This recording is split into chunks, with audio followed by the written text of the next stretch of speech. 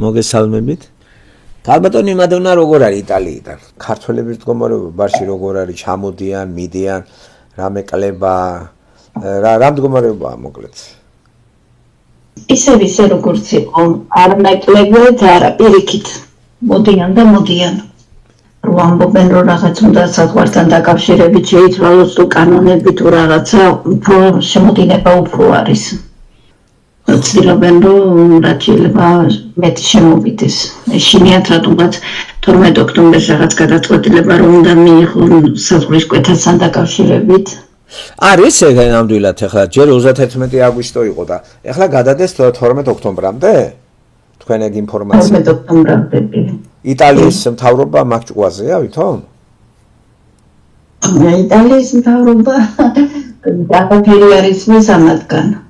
საერთოდ არაფერი, იმიტომ რომ ესენი ყველა შეკულებაში ახლა დაბრუნდებიან 11-12-დან გაიხსნება ამათთან უკვე მუშაობა და ნახოთ მე რა იქნება. ხო, ესე იგი ამ პანიკის გამო ქართველებმა უფრო დატოვეს, ხედავ, წარმოიდგინეთ საქართველოს რომ მე თუ ჩაიკეტება ვეღარ გავლენ, ხედავ რა ხდება? ესე ხელს უწყობენ თავისი სულელური წინააღმდეგობით მოსახლეობამ დატოვოს საქართველოს ტერიტორია. ხო, არ მოხდება არავითარი ჩაკეტვა და რამე მე არ მჯერა მაგისა ვერ გავიაზრე ეგა რომ რამდენად ეგ შესაძლებელია და თუ შესაძლებელია რა შეაწყობს ევროპას ეგა არ არის უფრო რაღაც გარკვეული ულტიმატუმები არის ბიზნეს მიმართ რომ ბიზნეს თამაშობს თავისებურად ევროპული რაღაც კოჭების გორებაში არის და უნდა რომ მაინც ევროპული ვითომ სახე შეინარჩუნოს ხო ნახოთ ეს თამაში სადამდე გაგრძელდება არა მაგ ვიზების გაუქმება ეგრე ადვილი არ არის ახლა სწრაფად ახლა ჩაკეტო და ამდენი ხალხი მათ ესე დატოვო მაშინ ეგ მაგ ხალხს რას უპირებენ რო გითხრათ ბატონო რეზო ახლა მეორე დღე დავბრუნდი მაგრამ აი უკვე მესმის ქალებისგან რომ ძალიან გამკაცრებულია შემოწმება და ეს არასოდეს არ ყოფილა ესე ბარში რაც ახლა ძალიან გამკაცრებულია და აფრთხილებენ განსაკუთრებით ქალებს რომ გაჩერდებით ერთ ადგილას 3-4-5 და ტელეფონით რო დადიხართ მაღლა ნულაპარაკობთ მაინც ყურში ხდება და შეიძლება გაგაჩერონ და ფრთხილად იყავით თუ საბუთოებზეა უკვე ლაპარაკი აჰა მაგრამ როგორც ასე ვერ არავინ არა უყვანიათ და არანაირი ის არ არის ინფორმაცია მაგრამ შემოწმებები არის ისიც როგორ არის ბატონო რეზო დიზაინი ალბათ 2007 რო ვთქვა ან 2005-20 წელი უნდა გქონდეს სამუშაო სტაჟი რომ აქ მოქალაქეობა აიღო კონტრაქტით უწყვეტი რეზიდენცია ფიქსირდება ქართველი 2003-2004 მე ბარზე მაკლაპარაკი იქეთ არ ვიცი ჩემი ქალაქით ვამბობ და მაშინ კეთდებოდა საბუთები აქ ორი სახის საბუთი კეთდება არის სანატორია და არის ფლუსი ფლუსი ნიშნავს საქართველოში უნდა დაბრუნდე ანუ ოჯახი აგზავნის მოწვევას გიკეთებს მოწვევას წახვიდე უნდა საქართველოში და საქართველოს საელჩოთი ყველაფრით მოდიხარ აქ და სანატორია ნიშნავს აქ ხარ ადგილზე ოჯახი გიხდის ფულს არის 500 ევროიანი და არის 1000 ევროიანი სანატორია მაგრამ ეს სანატორიები შემოვიდა 2009 წელი პირველი შემოსვლა იყო 2009 წელში და მერე იყო 2011-ში იტალიაში ესე იგი რამდენი საფეხური უნდა გაიაროს კაცმა რომ მოქალაქეობა მიიღო თავისი პასპორტით და პასპორტში რომ მიწერია რომ ევროპასპორტის მოქალაქე ვარ მაგას ვიძახ და არა ის რომ გაჩერების უფლება მაქვს და გარკვეული გახანგრძლივება ეგ სხვა რაღაცა სრულუფლებიანი მოქალაქე არის იტალიის მოქალაქეობა რამდენი ხანი ჭირდება როგორც მე ახლა ბატონო რეზო მე ვარ შემოსული 2007-ში და 2009-დან მაქვს საბუთი ჩვეულებრივად აი ამდენი ხანი დამჭირდა ამდენი წლები და ავიღე 23 მაისს უკვე იტალიის პასპორტი და ესა 23 მაისს 2025 წლის მიუხედავად იმისა რომ ამდენი წელია ვარ ეს ჩემი მეორე სამსახურია იმიტომ ერთთან მიმუშავე 10 წელი და 3 თვე და ამასთან მუშაობ 10 წელი და 6 თვე სულ მაქვს 21 წელი ნამუშევარი ასე თან უწყვეტი რეზიდენცია თუ აქ რეზიდენცია არის ჩაწერა თუ აქ ჩაწერა გაქვს გაწყვეტილი მოქალაქეობაზე აისახება უარყოფითად იმიტომ უნდა ფიქსირდებოდე უნდა იყოს შენი მისამართი რომ შენ ხარ ჩაწერილი და მუშაობ კონტრაქტით. კონტრაქტი შეიძლება გაწყდეს იმ შემთხვევაში, თუ გარდაიცვალა მოხუცი და ხარ დისოკუპაციონ როგორ გითხრათ, უმუშევრობის ემაზე, მაგრამ ეს უმუშევრობაც ითვლება 1 წელი უმუშევრობა ითვლება კონტრაქტში. და ეს ყველაფერი უნდა შეადგენდეს 20 წელს. ხო, ესე იგი მაგხელა სტაჟია საჭირო რომ მოქალაქე გახდეს მათ ადამიანი? ეგ იმ შემთხვევაში თუ აი მოქალაქეობის ხრით წახვალ ამ ხაზით, მაგრამ არის ახლა ქორწინების მოქალაქეობა თუ იტალიელთან ხარ მანქალთან კაცთან ქორწინებაში 5 წლის მერე უკვე აღძრავ საქმეს და იმასაც სადღაც წლები უნდა ხარ ზუსტად არ ვიცი ისე რომ არ გამომივიდეს 7-დან 8 წლამდე მგონი. ერთ ცოტა მარტივი გზაა, იმიტომ რომ იტალიელი ყავს მეუღლე, არაფნიშნელი ქალი კაცი და უფრო მარტივად ხდება.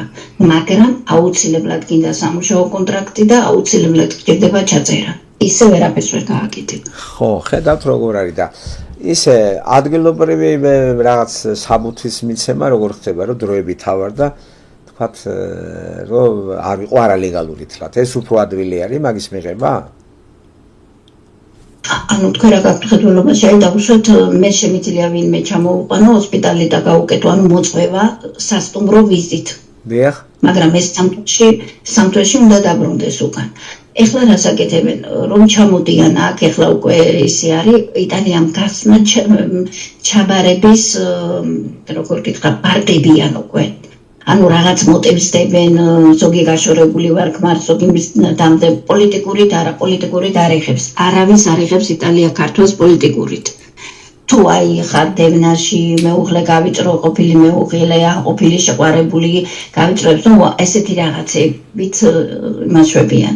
და ეგრევე ანაბეჭდებს უღებენ და იღებენ დროებით სამუშაო უფლებას. აზილო პოლიტიკო ქვია მაგას, მაგრამ პოლიტიკის ხაზით ვერ იღებ, როგორც ითხოვ თავს შესაფარს, რომ ქვეყანამ დაგიცვას შენი ქვეყნიდან, რომ შენ ქვეყანაში გდევს, ან ქმარი, ან მამა, ან დედა, ნუ ესეთი რაღაცა. მაგრამ ეგ მოქალაქე ეგ არის და ეგ არის უბრალოდ თავშესაფარი მოქალაქეობა. არანაირი მოქალაქეობაც. ნიშნავს უბრალოდ გაძლევენ 6 თვიანს, თან უნდა იმუშაო 6 თვის განმავლობაში. გაძლევენ მრეჩეუტას ანუ საბუთს და უნდა კონტრაქტით იმუშაო. თუ შენ არსად კონტრაქტით არ მუშაობ, ეგრევე შეგიწყვეტავენ. არც ერთ შემთხვევაში არ იმას კი კონტრაქტით ყველა ითხოვს სამუშაოს და ჩაწერას. ესე იგი გამოდის რომ კალბატონო მადონა მანდ ბარში მოქალაქეობა ალბათ ერთეულებს აქვთ, ხო? კი, ნამდვილად, იმიტომ რომ ეხლა დაიწყო ეს მოქალაქეობის გაცემა. პირველი კოვიდი მგონი 19-ში იყო, ხო? ჩაიკეტა ყველაფერი. მერე 21-დან დაიწყო მოქალაქეობის გაცემები. ანუ ეს შეეხო ვინც 2003-ში 4-ში ჩამოვიდა. და მერე მიყვა აი ესე ვისაც ის აქვს, მაგრამ ყველას არაძლევენ. იცით როგორ არის მოქალაქეობა? საქართველოდან მე ახლა რო გავაკეთე, აი ჩემ მაგალითზე გეტყვი, საქართველოდან უშიშროებიდან გამოითხოვეს საბუთები, რომ მე არ ვარ ნასამართლები, არ ვიყავი რამე დამნაშავე, იუსტიციის სამინისტრო და ყველაფერი საბუთები შეიკრიბა იქიდან, წამოვიდა აქ, მე აქ იყო 2 წელნახევარი, მე 2 წელნახევარი მომიწია, ზოგს 2 წელი და 3 თვე განხილვაშია. და მე მოგდის დასტური. და რა არის შესაძლებელი მოქალაქეობისათვის რა არის რამე ადგილობრივი რაღაცა ისტორია, პოლიტიკური რაღაც მდგომარეობის შესწავლა, რამე ჩააბარეთ ენა და ასე შემდეგ. არა, ეს არა, ეხლა არა, მე თავიდან ჩავაბარე 1 წელი ჩამოსული რო ვიყავი, გავიარე გამოცდები და გავედი ჩვეულებრივად გამოცდები ჩავაბარე. ხო, ესე იგი მოქალაქეობის გამოცდები აუცილებელია, ხო? მოქალაქეობისათვის. აუცილებელია. აქცევენ ენას ყურადღებას. მე უბრალოდ რო ჩამოვედი მაშინ და ისეთ მოხუცთან მუშაობდი, ბებო მასწავლებელი იყო და მასწავლიდა ძალიან კარგად და თვითონ ბებოს დაჟინებული თხოვნით გავედი გამოცდაზე, ისე გავედი მეშინო და ძალიან, ხლა მაინც 1 წელი ჩამოსულმა ენა რა დონეზე უნდა მწოდნოდა, ხო? მაგრამ გავრისკე და რატომღაც გავედი. პირველივე გასვლაზე გავედი, თუ ბებო მყავდა ძალიან კარგი მასწავლებელი და 2, 3, 4 საათი მამეცადინებდა. მე ჩემზე იმოქმედა იმანაც და იმუშავა დადებითად იმან რომ არ იყო 2007 წელს ესე კომპიუტერები შემოსული ეს Facebook-ები და ეს ტელეფონში ისინი სულ ვიყავით აი ურთიერთობაზე მოხუცთან ლაპარაკი ტელევიზორი და ეს ტელეფონი საერთოდ არ მქონდა ისე მქონდა რა ადგილობრივი საკომუნიკაციო როგორც ასეთი რომ ეხლა როგორც არის თავს არ წევენ ტელეფონიდან ესე მაშინ არ იყო აი ბევრი ქართველი ესე გაიმართა წელში იმ წლებში ვინც ჩამოვიდა ყველა ადვილად აითვისა ენა იმიტომ რომ მოხუცთან ჰქონდათ უშუალოდ ურთიერთობა ზოგადთან ჰქონდათ და ტელეფონი საერთოდ გვერდზე იყო გაწეული და კიდე ერთი ბატონო სახელმწიფოს უხდიდით რამეს მუშაობის პროცესში როგორ არა ყველა იხდის როცა კონტრაქტით მუშაობ სეტეტრენდა ქვია აქ ანუ ტასები რა ჩაულებრივ ყველა წლის ბოლოს მაგრამ ეხლა ჩემ შემთხვევაში როგორ არის იცი მე პირიქით აქეთ მიხდის სახელმწიფო იმიტომ რომ მე მეუღლე მყავს აყვანილი ჩემ კარიკოზე ანუ ჩემ ყომაყოფაზე როგორ გითხრა ჩემ საბუთებზე მყავს დამატებული ინამა ქირით აღებული და ჩემი ხელფასი არ აღემატება იმას რომ დაუშვათ იმას ღვარს რაც უნდა იყოს წელიწადში და სახელმწიფო აქეთმა ხო ესე იგი იმ სტანდარტში არის ხარ და ყველა დეკემბრის ბოლოს აქეთმა ძლებს დახმარებას ხო მაგრამ ვინც ამ სტანდარტში ის რა თქმა უნდა გოგოები ეხთიან ზოგი 1200 წლის ბოლოს 2500 გააჩნია ვის რამდენი აქ შემოსავალი კი აუცილებლად იხდიან სეტეტრენტებს ისე აქ გადასახადის გარეშე ვერაფერს ვერ გააკეთებ და იმ მოქალაქეობაზეც მოქმედებს იქ აჩვენებს იქ ყველაფერს შენ იხდი სეტეტრენტას ან რატო არ იხდი ახლა მე რო არ ვიხდი იქ იყო ნაჩვენები რომ რატო არ ვიხდი მაგრამ შენ თუ არაფერი პრობლემა არ აქვს სიტყვაზე და არ იხდი სეტეტრენტას ხო ჯარიმა მოგდეს იმ ხელი შეიძლება წელში გაგწყვიტოს ძალიან დიდი ჯარიმა მოდით ესე იგი დღევანდელი მონაცემებით უფრო გაართულეს მიღება თქვათ რაც ადრე იყო თქვენ დროს ეხლა უფრო გართულებულია საბუთებიც და საერთოდ მოქალაქეობა დღეს წესრიგში რო დგას გართულდა ეგა არა როგორც ასეთი ახლა თუ საბუთები ყველაფერი წესრიგში გაქვს არანაირი გართულება ჯერჯერობით არ არის თავარია საბუთებს ამოწმებენ და უნდა გქონდეს ყველაფერი წესრიგში მაგრამ გართულდა საბუთის გამოსვლა გართულდა ეხლა რომელ წელს იყო ბოლოს გამოსული ფლუსი გამოდის 6 თვეში ერთხელ და გამოდის იცით როგორ აი უფრო ქართველებზე მანდა მაინც არ მოქმედებს მოგონი წელს იყო რაღაც ზუსტად არ ვიცი რომ არ მჭირდება ქართველებზე იყო წელს მომლელები თორე ისე იყო სასოფლო-სამეურნეო დანიშნულების მუშაობა ეს და სანატორია კაიხანი არ გამოსულა ალბათ 1-4 წელია 5 და არიან უსაბუთოდ და ყველა გადავიდა ამ აზილოს გაკეთებაზე ანუ აი ეს თავშესაფრას ითხოვენ იმიტომ რომ ოჯახში რო არიან მე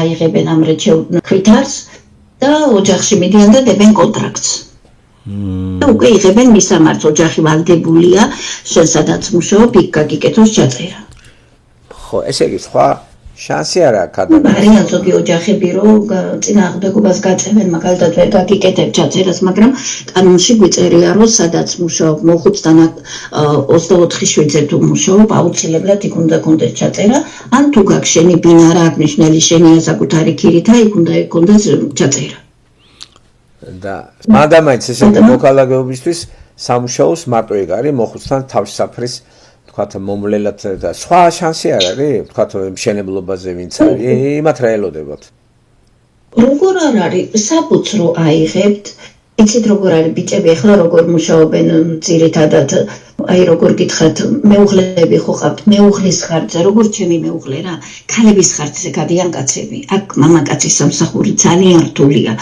ჩვენ ქართველ მამაკაცებს მაგალითად მოხუცთან და ეს ურთიერთობა უჭერთ და უფრო მშენებლობაზე, მანქანებზე, ტვირთის გადაზიდვაზე და ესეთ რაღაცებზე, მაგრამ ეს ყველაფერი ეთდება მეუღლის მხრიდან, ცოლის მხრიდან.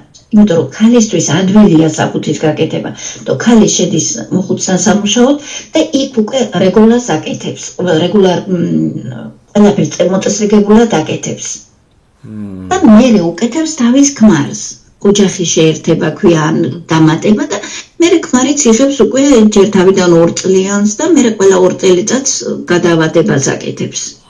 ამ საბუთით შეუძლია თუ გაქვს საბუთი, თუ არა გაქვს საბუთი, ძალიან უჭერს აქვს. აი ძალიან. და ამ მიუხედავად ამისა ძალიან ბევრი ქართველი არალეგალურად არის იტალიაში, ისე რა უცნაურია. ქალები საკუთრებით. ბიჭებიც არიან, მაგრამ ვაი იმყოფნას. ვაი. მე შეგეწოდებათ, აი შედღეში არიან. ხო. ქალები კარგად გააქვთ თავი, იმიტომ რომ თუ არა არის ცოტა ცუდია ამის თქვა, მაგრამ იაფი მუშახელია რა. ხო. და იტალიელებიც ყველაზე მეტ უპირატესობას ქართველს ანიჭებენ, აი აგენციებში რომ იმაში დასაქმების იმაში რომ მიდიხარ, პირდაპირ ეუბნებიან მომიგნე ქართველი. იმიტომ რომ ქართველი არ სვამს, საქმეს არ აფუჭებს და მუშაობს რაც მას ევალება, არ ევალება აკეთებს ყველაფერს. ოჯახში.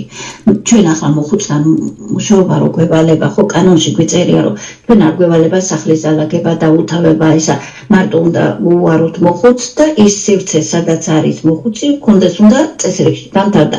იმის იქეთ 5 ოთახიან ბინაში ცხოვრობს თუ 7 ოთახიაში, სხვა ოთახები არ უნდა დაალაგო, მაგრამ ქართველები ჩვენ ამას ვაკეთებთ. ჩემი ჩათვლით. გასაგებია, ხედავ და უკაცრავად ქალუდმოთნა. თქვენ რო ახსენეთ დალევაო, რა ეს სხვა ქალები სვამენ ქართველების გარდა?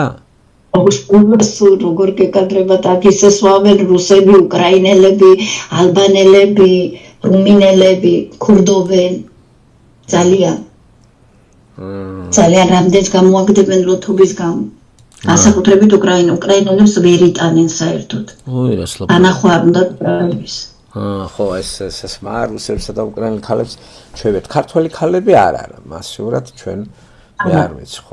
არა, ეხა სიგარეტი, სადაიხა სიგარეტი არაფერი ისეთი ის არ არის და უბრალოდ გეკითხებიან ოჯახში რომ შედი ხარ თუ ეწევი და თუ ეტყვი კი გთხოვენ რომ აი ბებოსთან მოწება აივანზე მოწე და რაღაცა, მაგრამ იციან ეხლა აქ როგორ არის, ერთ რო გაიგება რომ ქართველია და კარგი ხარ, მე უკვე გადასცემენ ერთმანეთს და აი ქართველს ზააგ უპირატესობა. იმ ხრივ რომ ენდობიან. შეუძლია თელსას ისე დაგიტოვებენ და ჩაკავენ არის და ქალბატონო ქართველი ქალი მარტო მოხუცებთან რო არის, ბავშვებთან თუ არიან ბებისიტერებად? კი. არიან ესეთი ქალებიც, აჰა. კი, არიან ასეთი ქალებიც, მაგრამ ეხლა რა არის იცი უკვე გაიხსნა აქ სკოლები ბარში განსაკუთრებით, უკვე იცით როგორ არის, ვინც ცოტა ახალგაზრდაა და რაღაცა ცდილობს რომ აი სკოლაში ისწავლოს, აიღოს საბუთი და შეუძლია კაზარი როგორ არის, მოხუცთა სახლში იმუშაოს და არ იმუშაოს ერთ მოხუცთან. და ახალგაზრდები რომ მოდიან 25 წლის, 30 წლის, 35-40, არ უნდა იმას ერთ მოხუცთან და იმას ურჩევნია მოხუცთა სახლში იმუშაოს, ან ბებისიტელად იმუშაოს პატარა ბავშვებთან. სწავლობენ და იღებენ სერტიფიკატს. თვითონ როგორია თვითონ იტალიელი, თქვათ სახლის, თქვათ მეპატრონეები, მოხუცები, როგორ ეპყრობიან, თქვათ ამ მოსამსახურე ქართველებს? თვითონ იტალიელები როგორ უყურებენ ქართველებს? როგორ გითხრათ, აი გააჩნია როგორ იცი, აი ძალიან გენდობიან, მე მაგალითად ჩემი თავით ვიტყვი, ძალიან ნდობაში ვარ შემოსული ახლა, მაგრამ არიან ისეთი იტალიელი ძუნწები არიან, აი სიმართლეს გეტყვით, ისეთი ძუნწები არიან, მაგრამ აი რაც გეკუთვნის კანონით, ცდილობენ როგორ ვერ დაგაკლონ. და როცა შენ საბუთი გაქვს და ისა, მაშინ ვერაფერს ვერ დაგაკლებენ, იმიტომ რომ საბუთში პირდაპირ გიწერია და ეუბნებ მე მივდივარ კავშირი, მეკუთვნის ეს და უნდა გადამიხადო ეს. მაგრამ რაღაც კომპრომისზე მივდივართ, ახლა ცოტას მევხუჭავ თვალს, ცოტას ისინი და რაღაც აი საშუალო გამოგვყავს. მაგრამ უსაბუთოებს ძალიან იმაშვებიან. აი ხელფასთან დაკავშირებით ამუშავებენ 1000 ევროზე, როცა იმან უნდა იმუშაოს 1200-ზე და უშუალოდ და იმიტომ რომ მოხუცია, ჩავარდნილია, სიმძიმე ხო უნდა აწიოს რაღაც და არიან საჭმელში როგორები იცი, აი გამოზომილი აქვს. და ჩვენ ქართველები ხო იცით როგორ ვართ, ერთი ქვაბი საჭმელი უნდა გააკეთო და აქ არ არის, ორი პერსონა ხარ, ორინაჯერი ხორცი, ორინაჯერი რაღაცა და ესე მაცივარში ახლა ჩემთან შეხედო არაფერი არ არის. იმიტომ რომ ესია. ხო, ამზადებს ხო, მხოლოდ და მხოლოდ იმის დროს ამზადებს, როცა მოთხოვნილება არის და რა ასაკის ქალებია ჩვენი ქალები?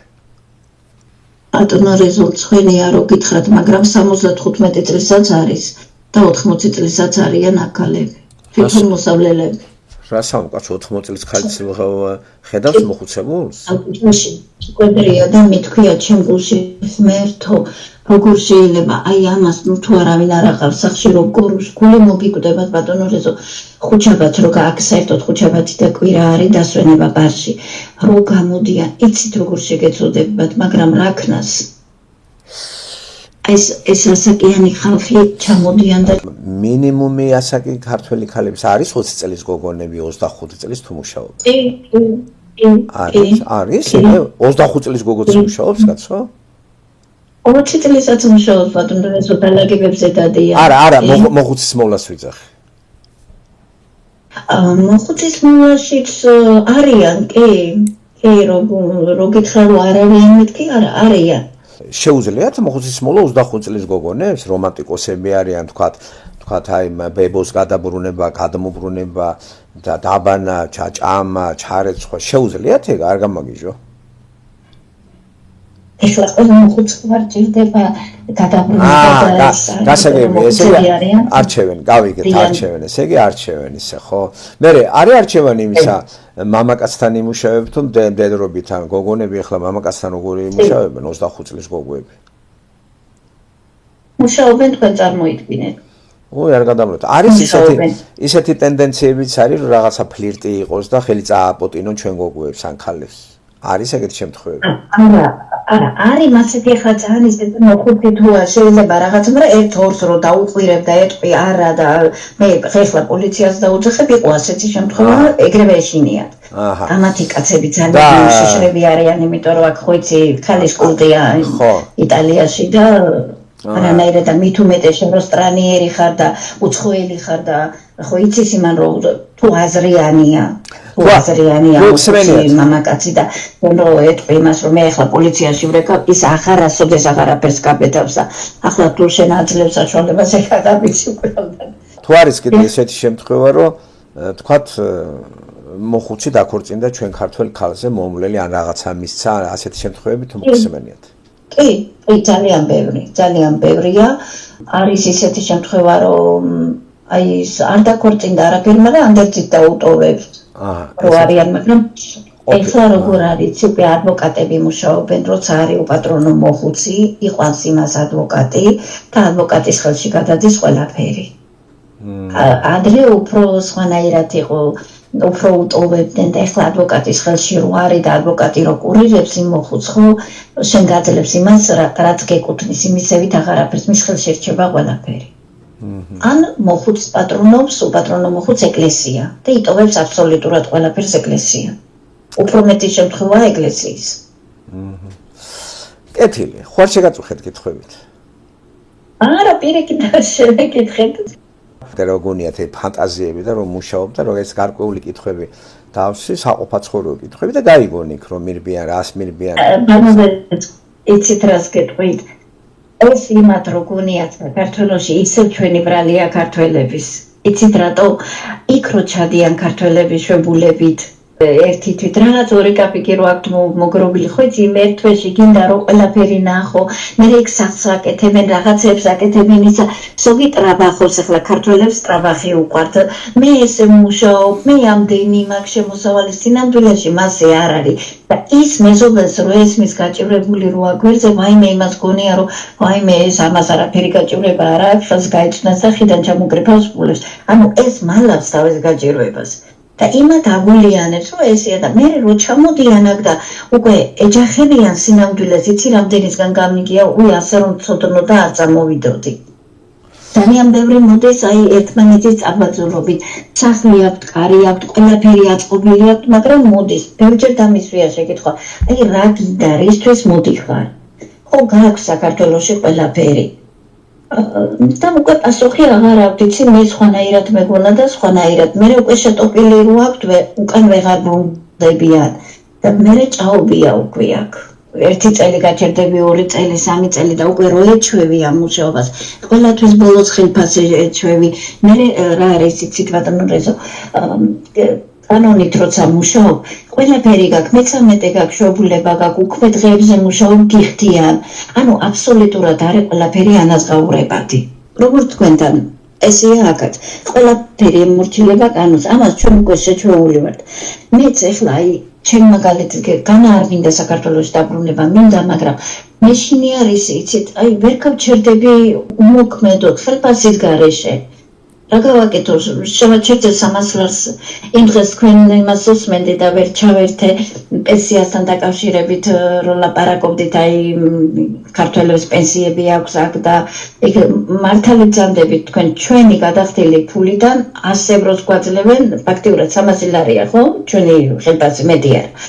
მაგრამ აი უყურე აქ რა ხდება ჩვენთან მაგალითად ბევრმა ქართველმა ქალმა წარადგინა საბუთიანზე მაგლაპარაკი კავშირი საბუთი რომ შვილი ყავს უმუშევარი საქართველოში ქმარი ყავს უმუშევარი საქართველოში და იტალია ეხმარება იცით დიდი ახლა ბევრი არაფერი მაგრამ ზოგს 200 ევრო აქვს დახმარება ზოგს 150 იმიტომ რომ მას შვილი და ქმარი იქ უმუშევარი ყავს და თვითონ არის აქ მოქალაქე არა მუშაობს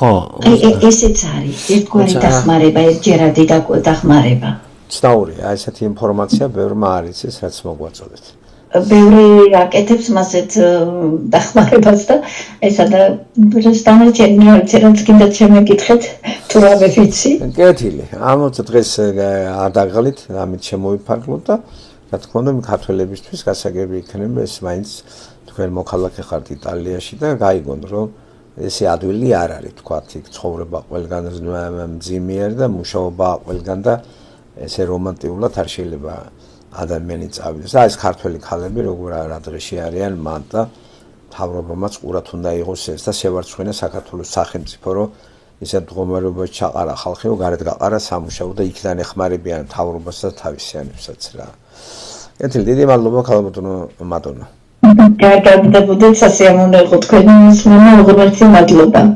გაიხარეთ დიდი მადლობა თქვენს